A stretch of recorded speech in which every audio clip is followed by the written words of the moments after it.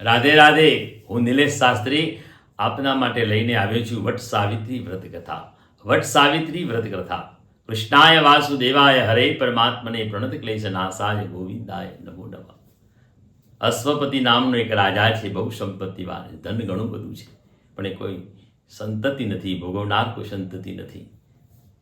અનેક પ્રકારના પુણ્ય કર્યા, દાન કર્યા, વ્રતના પ્રતાપથી એના તે કન્યાનો જન્મ થયો છે. નામ સાવિત્રી પાડવામાં આવ્યું છે. આ કન્યા મોટી થવા લાગી છે. ચંદ્રની કળા વધે એમ કન્યા મોટી થઈ ગઈ છે. એના માટે યોગ્ય વર માટે એના પિતા ચારે દિશાની અંદર ફરે છે, પણ એના લાયક કોઈ પતિ મળતો નથી. એટલે પિતા ચિંતાતુર થાય છે ને કન્યાને કહે છે, બેટા તારા લાયક કોઈ પુરુષ હોય તો લગ્ન કરી લેજે ને મને કહે છે. પોતાના પિતાના આ શબ્દો સાંભળી કન્યા ચારે દિશામાં ફરવા લાગી છે ને ગહન વનની અંદર જાય છે. ત્યાં સત્યવાન નામનો એક દિવ્ય પુરુષ છે, એની સાથે લગ્ન કરવાનું નક્કી કરે છે. પિતા પાસે આવે છે ને પિતાને બધી વાત કરે છે કે હે પિતાજી, આ સત્યવાન સાથે હું લગ્ન કરવાની છું. પિતા પ્રસન્ન થયા છે, પણ નારદજી બાજુમાં બેઠેલા કહે છે કે નારાયણ નારાયણ, હે અશ્વપતિ રાજા, આ સત્યવાન પુરુષ ગુણવાન છે, સુશીલ છે, પણ એનું અલ્પ આયુષ્યવાળા પુરુષ સાથે તમારી કન્યાના લગ્ન કરશો? આમ કહી નારદજી નારાયણ નારાયણ કરતા કરતા અદ્રશ્ય થઈ ગયા અને પિતા દુઃખી થયા છે. ને સાવિત્રીને કહે, બેટા તું બીજો વર શોધી લે. પણ સાવિત્રી કહે છે કે હું આર્ય કુમારી છું. આર્ય નારી એક જ પતિને મળે છે, બીજા કોઈ પુરુષને મનથી પણ સેવતી નથી, એનું ચિંતન પણ કરતી નથી. અને આ સત્યવાન સાથે હું મનથી વળી ગયું છું, એ જ મારો પતિ છે, એની સાથે મારા લગ્ન કરો. અને પિતાએ બંનેના લગ્ન કર્યા છે. અને કન્યા સાસરે ગઈ છે અને પોતાના સાસુ સસરાની સેવા કરી છે. એ અંધ છે, એમની સેવા કરે છે અને પિતાની પણ સેવા કરે છે, પતિની પણ સેવા કરે છે.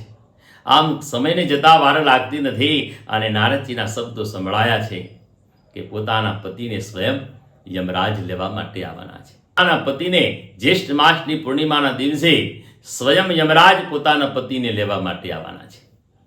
સમયને જતા વાર લાગતી નહીં. હવે 3 દિવસ બાકી છે. કન્યા આકુળ વ્યાકુળ થઈ ગઈ છે. કન્યા આકુળ વ્યાકુળ થઈ ગઈ છે, ચિંતાતુર થઈ ગઈ છે. અને છેલ્લા 3 દિવસ બાકી છે. જ્યેષ્ઠ માસ શુક્લ પક્ષની 13th ઉપવાસ શરૂ કર્યા છે. 13th નકરોડો ઉપવાસ, 14th નકરોડો ઉપવાસ અને પૂર્ણિમાનો નકરોડો ઉપવાસ કર્યો છે. આજે છેલ્લો દિવસ છે અને પતિ આ પૂર્ણિમાના દિવસે કાશ લેવા માટે વનમાં જાય છે. સાથે સાથે આ સતી સાવિત્રી પણ જાય છે. અને ત્યાં વનની અંદર એક મોટું વૃક્ષ છે, એની છાયા શીતળ છાયા બેસે છે અને કન્યા વડને વંદન કરે છે. બ્રહ્મા વિષ્ણુ મહે 3 દેવતાઓને વંદન કરે છે. હે પરમાત્મા, આજે સ્વયં યમરાજ મારા પતિને લેવા માટે આવવાને દયા કરો, કૃપા કરો. આમ જ્યાં કહે છે અને આ બાજુ એનો પતિ કાશ લેવા માટે વનની અંદર ગયો છે. શરીરની અંદર અને મસ્તકની ભયંકર પીડા થવા લાગી છે. મસ્તકની અંદર ભયંકર પીડા એનાથી સહન થતી નથી. એટલે પોતાની પત્ની પાછી આવીને ખોળામાં માથું રાખીને સૂઈ જાય છે. પત્ની માથા પર હાથ ફેરવે છે. ત્યાં તો યમરાજ સ્વયં આવી જાય છે અને સત્યવાના પ્રાણ લઈ ચાલવા નીકળે છે. અને પાછળ પાછળ આ સતી જાય છે અને 2 હાથ જોડી પ્રાર્થના કરે છે, મારા પતિને પાછો આપો, મારા પતિને પાછો આપો. ધર્મરાજા વિચાર કરે છે, આ સતી છે, મને હમણાં શ્રાપ આપશે ને કહ્યું, હે સતી તું પાછી જા. પછી ધર્મરાજાએ વિચાર કર્યો કે આને હું વરદાન આપું તો કદાચ પાછી જાય તો. યમરાજા ઉભા છે ને નારીને સતીને કહે છે કે હે સતી, તારા પતિના પ્રાણ સિવાય માગવું હોય તું માગી લે, હું તને 3 વરદાન આપું છું. ત્યારે સતીએ કહ્યું છે, સતીએ વિચાર કર્યો, યમરાજા મારા પતિના પ્રાણ આપશે ને એટલે મારે એક યુક્તિ કરવી પડશે. એમને 3 વરદાન માગ્યા છે. મારા સાસુ સસરાની આંખો મળે, મારા સાસુ સસરાની આંખો પાછી આવે, આ પ્રથમ વરદાન છે. યમરાજ કે તથાસ્તુ. બીજું વરદાન માગ્યું છે, રાજપાટ પાછું આવે. યમરાજ કે તથાસ્તુ. ને ત્રીજું વરદાન માગ્યું છે, આ સતીએ ત્રીજું વરદાન માગ્યું છે કે હું 100 પુત્રોની માતા થઉં. યમરાજ કે તથાસ્તુ.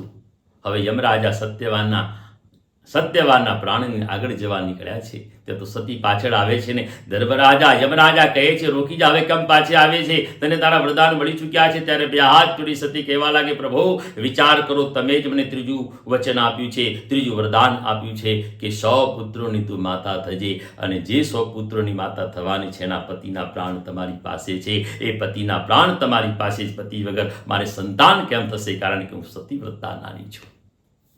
થોડી વાર માટે તો સ્તબ્ધ થઈ ગયા છે યમરાજા અને એના પ્રસન્ન થયા છે. ધન્ય છે તને હા, ધન્ય છે તને તારા પતિના હું પ્રાણ હવે તને પાછા આપું છું. આજે હું તારાથી હારી ગયો છું. હવે તું પાછી જા. થોડી ક્ષણોની અંદર તારો પતિ જીવતો થશે. કન્યા પાછી ગઈ છે. યમરાજ અંતર ધ્યાન થઈ ગયા છે. એ જ વડ પાછી આવે છે જ્યાં પોતાનો પતિ મૃત્યુ પામેલો છે. ત્યાં વડની પૂજા કરી છે અને વડને જળ ચડાવ્યું છે અને બ્રહ્મા વિષ્ણુ મહેશની પૂજા કરી સ્મરણ કર્યું છે અને સૂતરનો ધાગો બાંધીને પ્રદક્ષિણા કરવા લાગી છે.